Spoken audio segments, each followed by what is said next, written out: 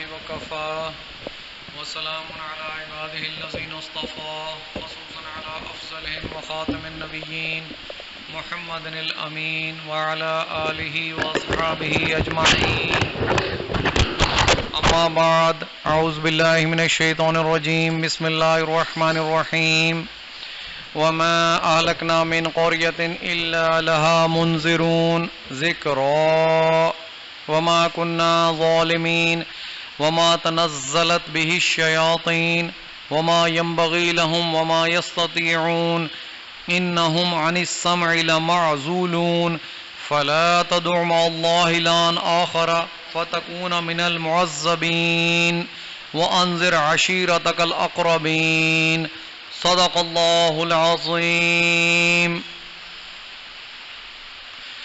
رب اشرح لي صدري ويسر لي امري واحلل عقدة من لساني يفقهوا قولي. اللهم ربنا الهمنا رشدنا وعيذنا من شرور انفسنا. اللهم ارنا الحق حقا وارزقنا اتباعه وارنا الباطل باطلا وارزقنا اجتنابه. آمین یا رب العالمین. میرے محترم بھائیوں، بزرگوں، دوستوں، درس قرآن و درس حدیث کے ضمن میں نے سورۃ شعراء کی چند آیات تلاوت کی ہیں. اللہ تبارک و تعالیٰ سے دعا ہے کہ مجھے خود سمجھنے، آپ کو سمجھانے اور آپ کو سمجھنے کی توفیق عطا فرمائے. آمین. جو حدیث پاک میں بیان کرنے لگا ہوں اس کے راوی ہیں عن ابی درداء رضی اللہ تعالی عنہ قال قال رسول اللہ صلی اللہ علیہ وسلم. حضرت ابو درداء رضی اللہ تعالی عنہ روایت کرتے ہیں کہ فرمایا رسول اللہ صلی اللہ علیہ وسلم نے ان اللہ تعالی یقول، کہ بے شک اللہ تبارک و تعالی فرماتا ہے. یہ حدیث قدسی ہے. حدیث قدسی وہ ہوتی ہے کہ جو اللہ تبارک و تعالی کے الفاظ اسی طرح محمد رسول اللہ نے بیان کیے. جو اللہ کے الفاظ تھے وہ اسی طرح، جیسے قرآن پاک اللہ کے الفاظ تھے وہ اسی طرح، بغیر آگے بغیر پیچھے کوئی لفظ بھی، بغیر زبر بغیر زیر کی غلطی کے اسی طرح بیان کر دیا گیا. اسی طرح حدیث قدسی بھی اسی طرح بیان کی جاتی ہے جس طرح رب کریم فرماتا ہے. حدیث قدسی کی جو ویلیو، منزل اور اس کی جو اہمیت ہے وہ بہت زیادہ ہو جاتی ہے، کیونکہ یہ الفاظ بھی میرے اللہ تعالیٰ تبارک و تعالیٰ کے اپنے الفاظ ہیں. ویسے تو حضور محمد مصطفیٰ کے بارے اللہ فرماتے ہیں وما ينطق عن الهوى ان هو الا وحی یوحى، کہ وہ اپنے جی سے کوئی بات نہیں کرتے مگر صرف وہ بولتے ہیں جو میں انہیں وحی کرتا ہوں. یہ میں نے بارہا آپ کو بات بتائی تھی. بہرحال حدیث قدسی کا آپ کو فرق واضح ہو گیا ہوگا کہ یہ الفاظ بھی وہی ہیں. اس میں دیکھیں فرمایا بھی وہی گیا ہے ان اللہ تعالی یقول، کہ بے شک اللہ تبارک و تعالی فرماتا ہے ان اللہ لا الہ الا انا، کہ میں اللہ ہوں. ان اللہ لا الہ الا انا، کہ میرے سوا کوئی معبود نہیں. میں اللہ ہوں اور میرے سوا کوئی معبود نہیں. مالک الملوک و مالک الملوک، جتنے دنیا کے تمام حکمران ہیں میں ان کا مالک ہوں. دنیا کے جتنے تمام حکمران اور بادشاہ ہیں میں ان کا مالک ہوں، ان کا آقا ہوں. وہ مالک الملوک، اور دنیا کے جتنے بادشاہ ہیں میں ان سب کا بادشاہ ہوں. مالک الملوک و مالک الملوک و قلوب الملوک فی یدی، اور دنیا کے جتنے بادشاہ ہیں ان کے دل میرے قبضہ قدرت میں ہیں. بہت خوبصورت بات ہے. دنیا کے جتنے بادشاہ ہیں ان کے دل میرے قبضہ قدرت میں ہیں. وَإِنَّ الْعِبَادَ إِذَا أَطَاعُونِي، اور جب دنیا میں رہنے والے لوگ میری اطاعت کرتے ہیں. اطاعت کس طرح ہوگی؟ میں نے آپ کو طریقہ بتا دیا تھا کہ جتنے انبیاء کرام حضرت آدم سے لے کر محمد مصطفیٰ احمد مجتبیٰ تک آئے، وہ ساتھ اللہ کے احکام لائے، اللہ کی شریعت لائے، اللہ کے قوانین لائے. انہوں نے کیا کہا کہ اِنَّا أَرْسَلْنَا نُوحًا إِلَىٰ قَوْمِهِ أَنْ أَنذِرْ قَوْمَكَ مِنْ قَبْلِ أَنْ يَأْتِيَهُمْ عَذَابٌ أَلِيمٌ. کہ ہم نے نازل کیا نوح کو اس کی قوم کی طرف انذر کہ انذار کرو، خبردار کرو اپنی قوم کو، من قبل ان یاتیہم عذاب علیم، اس سے پہلے کہ ان پر دردناک عذاب آ پہنچے۔ تو انہوں نے کیا کہا؟ قال یا قومی انی لکم نذیر مبین، اے میری قوم میں تمہاری طرف خبردار، سچا روشن خبردار کرنے والا بھیجا گیا ہوں۔ ان اعبدوا اللہ، اللہ کی عبادت کرو، اس کی بندگی کرو، واتقوہ، اور اس کا تقوی اختیار کرو، واطیعون، اور پیروی میری کرو۔ میں نے آپ کو یہ بات بہت پہلے کلیئر کر دی تھی کہ نبی کی پیروی کیے بغیر کتاب کو ماننا عبث ہو جائے گا۔ اگر آپ کہیں کہ ہم قرآن کریم پر یقین رکھتے ہیں اور محمد رسول اللہ کی سنت پر عمل نہیں کرتے تو پھر آپ مسلمان کی کیٹیگری میں نہیں آئیں گے۔ نبی کی اطاعت فرض ہے، جس طرح نبی نے قرآن پر عمل کر کے دکھایا، اگر اسی طرح عمل کریں گے تو پھر اللہ کی نظر میں بہت باعزت ہوں گے۔ پھر والسابقون السابقون اولئک المقربون فی جنات النعیم، پھر آگے بڑھ جانے والے ہوں گے، اللہ کے مقرب ہوں گے، نعمتوں والے باغات میں ہوں گے۔ تو میں حدیث پاک کیا بیان کر رہا تھا؟ وَإِنَّ الْعِبَادَ إِذَا أَطَاعُونِي، کہ جب میرے لوگ اس دنیا میں میری اطاعت کرتے ہیں، حَوَّلْتُ قُلُوبَ مُلُوكِهِمْ عَلَيْهِمْ بِالرَّحْمَةِ وَالرَّافَةِ۔ آج کل کے حوالے سے یہ حدیث بہت عین منطبق ہوتی ہے۔ اللہ تعالیٰ فرماتے ہیں کہ جب لوگ میری اس دنیا میں اطاعت کرتے ہیں، اطاعت کس طرح؟ کتاب کو سمجھتے بھی ہیں، سمجھاتے بھی ہیں، اس پر عمل بھی کرتے ہیں، اور بے عین ہی اس پر عمل اس طرح کرتے ہیں جیسے محمد رسول اللہ نے عمل کر کے دکھایا، پورے کے پورا اسوہ اپنے سامنے رکھتے ہیں، حضور صلی اللہ علیہ وسلم کی 24 گھنٹے کی زندگی اپنے سامنے رکھتے ہیں، اس کے مطابق اپنی زندگیوں کو بسر کرنے کی کوشش کرتے ہیں، کیونکہ اللہ نے کمزور بنایا ہے۔ غلطی بھی ممکن ہے، لیکن غلطی ہو جائے تو اللہ کی طرف فوراً رجوع کر لو کہ یا اللہ غلطی ہو گئی، ہم تیرے سے توبہ کرتے ہیں۔ اللہ تعالیٰ کہتا ہے میں توبہ قبول کرتا ہوں، تم لوٹو تو صحیح میری طرف۔ یا ایھا الانسان ما غرک بربک الکریم، اے انسان تجھے کس بات نے اپنے کریم رب سے دھوکے میں ڈالا ہوا ہے؟ ہاں تو کر غلطی پھر لوٹ، پھر کر غلطی پھر لوٹ، میں پھر بھی تجھے اپنا سمجھوں گا، تو لوٹ تو صحیح اللہ کی طرف، سرکشی اختیار نہ کر، اپنے رب اور مالک کے سامنے سرکش نہ ہو جا۔ فَأَمَّا مَنْ طَغَىٰ وَآثَرَ الْحَيَاةَ الدُّنْيَا فَإِنَّ الْجَحِيمَ هِيَ الْمَأْوَىٰ، کہ جس نے سرکشی اختیار کی، فَأَمَّا مَنْ طَغَىٰ وَآثَرَ الْحَيَاةَ الدُّنْيَا، اور دنیا کی زندگی کو مقدم رکھا آخرت کی زندگی پر، تو اس کا ٹھکانہ جہنم ہے۔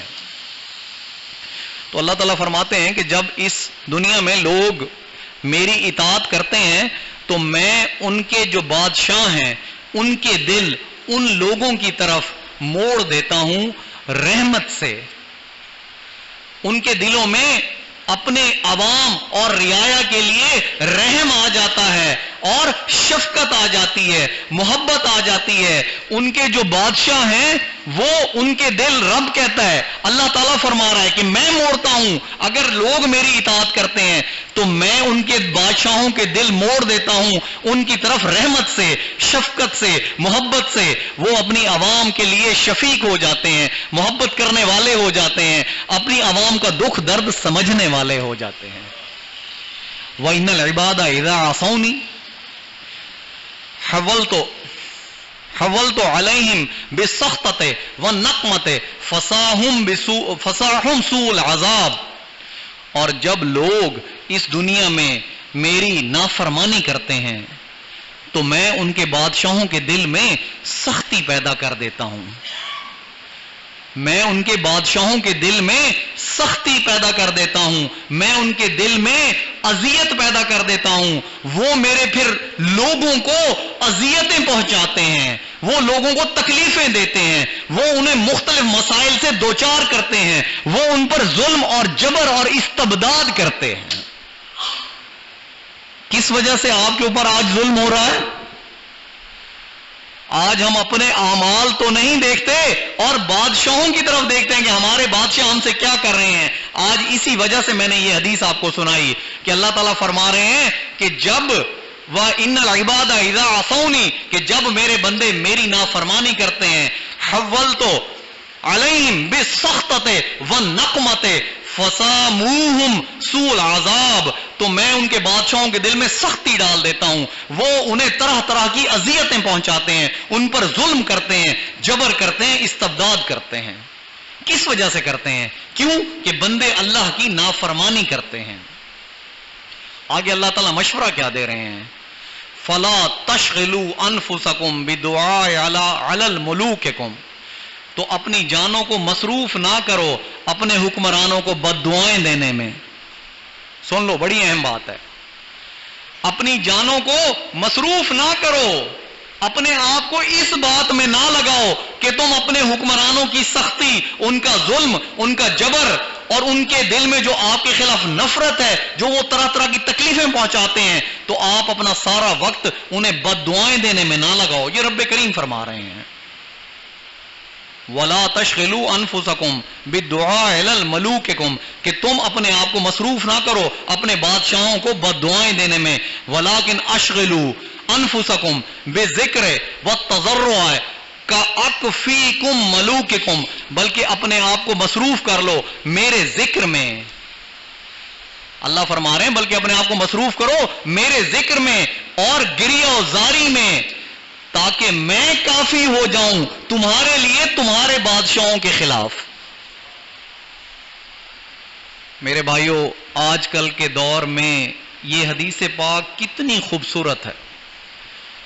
आज हमारी क्या रूटीन है? आज हम समझते हैं कि हम पर जो बादशाह हैं, मुसल्लत किए गए हैं, वो चोर हैं, डाकू हैं, हम पर जुल्म करते हैं, हमारे टैक्सेस को वो खा जाते हैं, चोरी करते हैं, हमें जो फैसिलिटीज देनी चाहिए वो फैसिलिटीज नहीं देते, ना सेहत पूरी, ना तालीम पूरी, ना रोजगार पूरा, ना रोटी पूरी।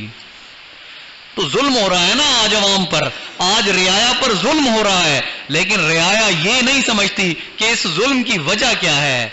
इसकी वजह अल्लाह की नाफरमानी है। इस हदीस पाक ने वाज़े कर दिया कि जब मेरी नाफरमानी करोगे तो हुक्मरान ऐसे फिर तुम पर मुसल्लत कर दूंगा, और उन हुक्मरानों को बद्दुआएं ना दिया करो, बल्कि अपने आमाल दुरुस्त करो, मेरा जिक्र करो। जिक्र क्या है? मैंने बता दिया था, इन्ना नहनु नज़्ज़लना ज़िक्रा व इन्ना लहू लहाफ़िज़ून, कि हमने ही नाज़िल किया ये जिक्र और हम ही इसकी हिफाजत करने वाले हैं। तो जिक्र क्या? कुरान की तिलावत किया करो, कुरान के हकूक अदा किया करो। वो मैंने आपको बता दिए थे, तिलावत ऐसे करना जैसे करने का हक है, फिर उसे समझना जैसे समझने का हक है, फिर उसे अमल करना जैसे अमल करने का हक है, और फिर उसे आगे समझाना जैसे समझाने का हक है। अगर ये करोगे तो फिर हुक्मरानों के दिल में तुम्हारे लिए मोहब्बत आ जाएगी, शफकत आ जाएगी। अल्लाह ताला तुम्हारे ऊपर शफीक हुक्मरान दे देगा, वो तुम्हारा दर्द समझेंगे, तुम्हारे लिए वो तालीम, रोजगार, सेहत और जितने भी गर्ज, तमाम दुनिया के मसाइल हैं, वो तुम्हारे लिए हल करेंगे। एक दौर वो भी था जब हजरत उमर फारूक रजी अल्लाह ताला अन्हु गलियों में चक्कर लगाया करते थे कि कहीं कोई भूखा ना सो जाए। आपको वाकया तो याद है कि जब औरत अपने बच्चों को सुला रही थी और बच्चे भूख से रो रहे थे, तो उमर फारूक ने क्या किया? फिर असलम था उस वक्त उनका खादिम, कहा, ए मुसलमानों के हुक्मरान, मुसलमानों के खलीफा, उन्होंने कुछ राशन लिया, बोरी ली और तेल था, गेहूं थे, वो अपने कंधे पे ला दे। ये 23 लाख मुरब्बा मील का हुक्मरान है जो अपने कंधे पर लाद रहा है, राशन भी, बोरी भी, तेल का कनस्तर भी और तमाम बाकी चीजें, दालें, चावल उठाकर उस घर की तरफ जा रहा है। खादिम क्या कहता है कि ए मुसलमानों के हुक्मरान, मुझे खिदमत का मौका दीजिए, मुझे उठाने दीजिए। कहा, क़यामत के रोज क्या मेरा बोझ तू उठाएगा? یہ ایسے حکمران کیوں ملے تھے؟ کیونکہ لوگ اللہ کی اطاعت کرنے والے تھے، سارے کے سارے اللہ کی اطاعت کرنے والے تھے، اس لیے ایسے حکمران ان پر پھر اللہ نے مسلط کیے۔ مسلط کیا کیے؟ ان کی خوش بختی تھی، ان کی خوش نصیبی تھی کہ انہیں ایسے حکمران ملے۔ آج ہم اگر اپنے اعمال درست کر لیں اور اپنے آپ کو ذکر میں مشغول کر لیں اور تضرع، گریہ و زاری اللہ کے سامنے رونا شروع کر دیں، گڑ گڑانا شروع کر دیں، تو ہمارے حکمران بھی اللہ تبدیل کر دے گا۔ تو آپ کو حدیث پاک کے ضمن میں آج یہ بات سمجھ آ گئی ہوگی کہ خدا را حکمرانوں کو گالیاں نہ نکالو، حکمرانوں کو بد دعائیں نہ دو۔ آج اپنے اوپر غور کرو، اپنے اعمال کی طرف غور کرو، ذکر کی طرف آؤ، تضرع، گریہ و زاری کی طرف آؤ، اللہ کے سامنے گڑ گڑاؤ۔ رات کو تمہارے پہلو بستر سے جدا جب ہوں گے اس پوری قوم کے، تو حکمرانوں کے پہلو بھی بستر سے جدا ہوں گے۔ پھر حکمران بھی اللہ کے سامنے گڑ گڑا رہے ہوں گے۔ جب رعایا اللہ کے سامنے گڑ گڑائے گی تو نیک حکمران ملیں گے، وہ بھی اللہ کے سامنے گڑ گڑائیں گے۔ پھر پوری دنیا میں مسلمانوں کی ہیبت ہوگی۔ اللہ تمام یہود و نصارہ اور کفار کے دلوں میں تمہاری ہیبت پیدا کر دے گا۔ امید ہے کہ آپ کو حدیث پاک کا مفہوم اچھی طرح واضح ہو گیا ہوگا، اور آج کل کے دور کے حساب سے جہاں سوشل میڈیا پہ ہم دستوں گریبان ہیں، کوئی ایک لیڈر کو گالیاں دے رہا ہے تو کوئی دوسرے لیڈر کو گالیاں دے رہا ہے، کوئی کہتا ہے تمہارا لیڈر اچھا نہیں، کوئی کہتا ہے تمہارا لیڈر اچھا نہیں۔ خدارا وہ سب کو چھوڑ دو، کیونکہ اللہ فرما رہے ہیں کہ تمہارے اوپر حکمران تمہارے اعمال کی وجہ سے مسلط کیے جاتے ہیں۔ اپنے اعمال کی طرف توجہ دو۔ جب تمہارے اعمال درست ہو جائیں گے تو حکمران خود بخود درست ہو جائیں گے۔ پھر حکمرانوں کے دلوں میں اللہ رحمت بھی ڈالے گا، رافت بھی ڈالے گا، محبت بھی ڈالے گا، شفقت بھی ڈالے گا۔ سورۃ شعراء کی کچھ آیات میں نے آپ کے سامنے تلاوت کی ہیں، جس میں اللہ تعالیٰ فرما رہے ہیں وَمَا أَهْلَكْنَا مِن قَرْيَةٍ إِلَّا لَهَا مُنذِرُونَ، تو ہم نے کوئی بستی ہلاک نہیں کی مگر اس سے پہلے کہ ہم نے اس میں خبردار کر دینے والے بھیجے۔ خبردار کر دینے والے کون ہوتے تھے؟ انبیاء تھے، رسول تھے۔ یہ اللہ تعالیٰ کا قانون ہے کہ جب تک کوئی نبی کسی قوم کی طرف مبعوث نہ کر دیا جائے اور وہ ان پر حجت تمام نہ کر دے، تب تک عذاب استحصال نہیں آتا تھا۔ عذاب استحصال کہتے ہیں کہ قوم کو جڑ سے اکھاڑ دیا جاتا تھا۔ میں نے ابھی آپ کے سامنے پڑھ کر سنایا اِنَّا أَرْسَلْنَا نُوحًا إِلَىٰ قَوْمِهِ أَنْ أَنذِرْ قَوْمَكَ مِنْ قَبْلِ أَنْ يَأْتِيَهُمْ عَذَابٌ أَلِيمٌ قَالَ يَا قَوْمِ إِنِّي لَكُمْ نَذِيرٌ مُّبِينٌ أَنِ اعْبُدُوا اللَّهَ وَاتَّقُوهُ وَأَطِيعُونِ يَغْفِرْ لَكُمْ مِنْ ذُنُوبِكُمْ وَيُؤَخِّرْكُمْ إِلَىٰ أَجَلٍ مُّسَمًّى إِنَّ أَجَلَ اللَّهِ إِذَا جَاءَ لَا يُؤَخَّرُ لَوْ كُنتُمْ تَعْلَمُونَ، کہ ہم نے نوح کو مبعوث کیا تمہاری طرف، اپنی اس کی قوم کی طرف، کس لیے کہ قوم کو خبردار کر دے عذاب کے آنے سے پہلے پہلے۔ اور حضرت نوح نے اپنی قوم کو کیا کہا؟ میں تمہاری طرف کھلا کھلا سچا سچا خبردار کرنے والا آ گیا ہوں۔ اللہ کی عبادت کرو، اللہ کی بندگی کرو، اس کا تقوی اختیار کرو اور میری اطاعت کرو۔ یغفر لکم من ذنوبکم، وہ تمہارے گناہوں کو معاف کر دے گا۔ وَيُؤَخِّرْكُمْ إِلَىٰ أَجَلٍ مُّسَمًّى، اور تمہارے اوپر آنے والے عذاب کو ٹال دے گا۔ إِنَّ أَجَلَ اللَّهِ إِذَا جَاءَ، اور سن لو اگر ایک دفعہ عذاب کا فیصلہ ہو گیا لا یؤخر، تو پھر اسے تاخیر نہیں ہوگی، اسے مؤخر نہیں کیا جائے گا۔ کاش کہ تم جانتے ہوتے، نبی کو تو ہر چیز پتا ہوتی ہے نا، تو وہ اپنی قوم کے بارے پر کاش کا الفاظ استعمال کرتا ہے۔ اسی سورت نوح میں حضرت نوح علیہ السلام اپنی قوم کو یہ بھی کہتے ہیں فَقُلْتُ اسْتَغْفِرُوا رَبَّكُمْ إِنَّهُ كَانَ غَفَّارًا، کہ اے میری قوم اللہ کے سامنے استغفار کیا کرو، اپنے گناہوں پہ توبہ کیا کرو، اللہ کے سامنے استغفار کیا کرو۔ آج قاری صاحب بارشوں کی دعائیں کرواتے ہیں، تو آج پھر نسخہ بھی سن لیں سورت نوح کی روشنی میں۔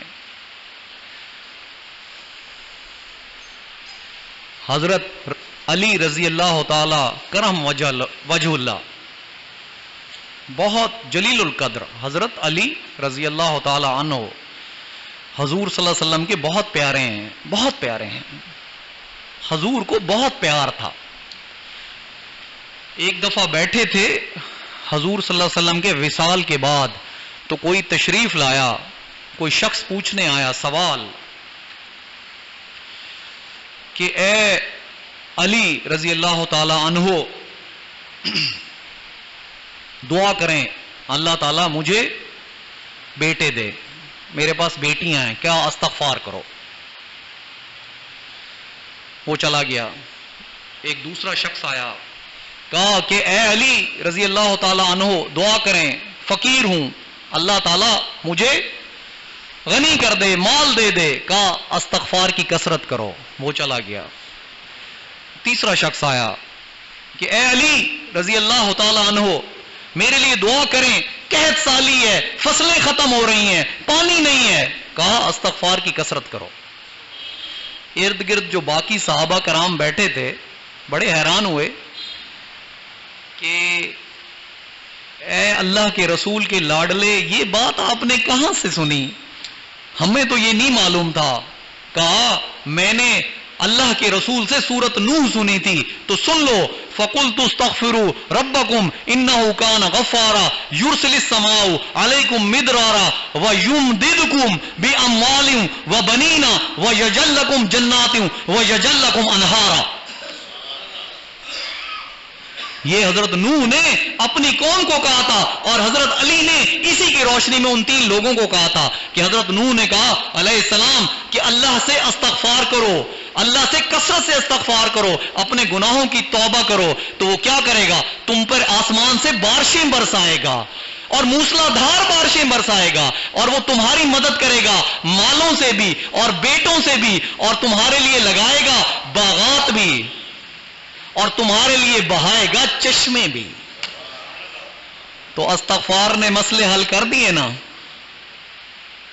آج قاری صاحب بارش کی دعا تو منگواتے ہیں، لیکن میں آج آپ کو نسخہ بتا رہا ہوں کہ بارشیں کیسے آئیں گی. استغفار کی کثرت کر لو، پھر بارشیں برسیں گی. قرآن کہتا ہے، قرآن کہتا ہے یہ بات، میں نہیں کہہ رہا. بہرحال ہماری کوشش تھی کہ وقت پر ختم کیا جائے، تو میں آج بھی اپنے درس کو مختصر کر رہا ہوں. آئندہ کوشش کریں وقت پر تشریف لائیں. وآخر دعوانا ان الحمد للہ رب العالمین.